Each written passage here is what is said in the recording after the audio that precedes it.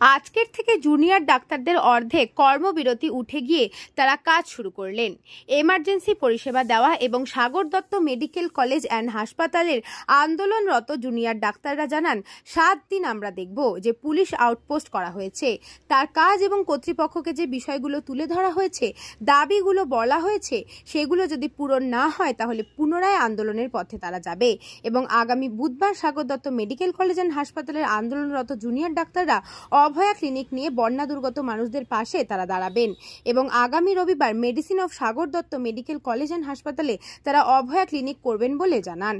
আন্দোলন তাদের বন্ধ হয়নি, আন্দোলন চলছে এবং আন্দোলন চলবে যতক্ষণ না পর্যন্ত তাদের দাবি পূরণ হয়। দেখুন, আমরা সাগর দত্তে যারা আন্দোলন করছিলাম WBJDF এর সাথে একসাথে কাঁধে কাঁধ মিলিয়ে, আমরা এখানে যে রেসিডেন্ট ডক্টরসরা রয়েছি, পিজিটি হাউস স্টাফরা, এসআররা, তারা একটা জায়গাতে উপনীত হয়েছি যে আজকে WBJDF এর সাথে একই সাথে আমরা সকালবেলা থেকে সমস্ত এমার্জেন্সি সার্ভিস আমরা জয়েন করেছি। আমরা সেই এমার্জেন্সি সার্ভিসগুলো মানুষের কাছে, মানুষের যাতে আর অসুবিধা না হয় সেই কথা মাথায় রেখে আমরা এমার্জেন্সি সার্ভিসগুলো চালু রাখছি। কিন্তু আমাদের মাথায় রাখতে হবে যে আমাদের যে ন্যায় বিচার সেটা সুপ্রিম কোর্টে যেরকম চলছে, সেরকম কিছু ইন্টারনাল সিকিউরিটি, কলেজ কমিটি, যেগুলো বিভিন্ন রকম যে থ্রেড কালচার এবং অন্যান্য এক্সাম দুর্নীতি নিয়ে যেসব কমিটিগুলো তৈরি করার কথা প্রস্তাব চিফ সেক্রেটারির তরফ থেকে দেওয়া হয়েছে এবং যে আরও অঙ্গীকারগুলো যেগুলো মিনিটসের মাধ্যমে বাকি যে সমস্ত পদাধিকারীদের পদত্যাগ দাবি করা হয়েছিল তাদের পদত্যাগ এবং অন্যান্য জিনিস যেগুলো করলে একটা হসপিটালে একজন ডাক্তার, একজন মহিলা ডাক্তার, একজন নার্স, একজন প্যারামেডিক্স বা সবাই একটা সুস্থ পরিবেশে ভবিষ্যতে এরকম ঘটনা না ঘটে সেই অঙ্গীকার নিয়ে আমরা যেন ডিউটি করতে পারি, সেই পরিবেশ যত তাড়াতাড়ি সম্ভব সরকারকে প্রতিশ্রুতি দিলেই হবে না, সেটা ফিরিয়ে আনতে হবে। তার জন্য যে কমিটিগুলো বলা হয়েছে সেই কমিটিগুলো যত দূর সম্ভব তাড়াতাড়ি সম্ভব করতে হবে। নেক্সট 27 তারিখের হিয়ারিংয়ের মাঝেই এটা যেন হয়ে যায়, আমরা এই দাবি রাখছি।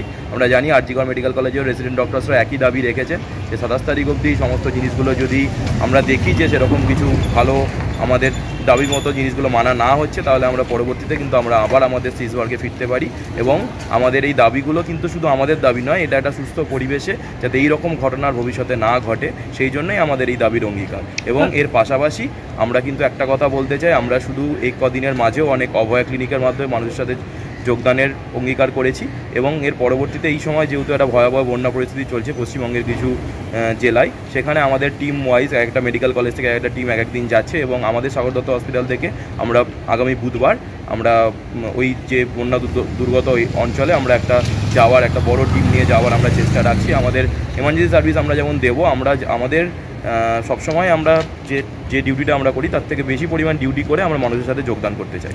দেখুন, আজকে সকালবেলা থেকে আমরা এমার্জেন্সি সার্ভিস চালু করেছি।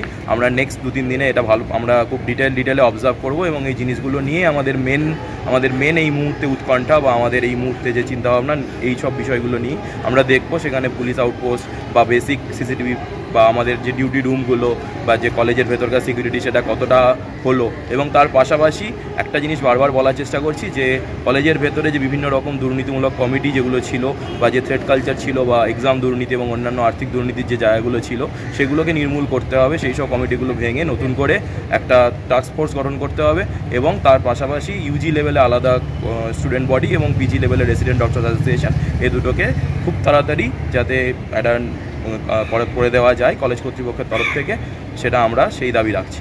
আমরা এটা বিভিন্ন কলেজ থেকে বিবৃতি সহকারে বলা হচ্ছে এবং আমাদের কলেজ থেকেও আমরা মোটামুটি যেটা ডিসাইড করেছি নিজেদের মধ্যে যে আমরা মোটামুটি আজকে থেকে শুরু করা 1 সপ্তাহ আমরা দেখব। 1 সপ্তাহের মধ্যে কিছু কাজ, এতদিন এই দাবিগুলো শুধু 1 সপ্তাহের দাবি না, এই দাবিগুলো লাস্ট 40 দিন ধরে চলেছে। তো 1 সপ্তাহ আমরা দেখব যে আমাদের আশানুরূপ যদি সেই দাবিগুলো কোনো অংশেই পূরণ না হয় তাহলে কিন্তু আমরা আবার সিজওয়ার্কে ফিরতে বাধ্য হব।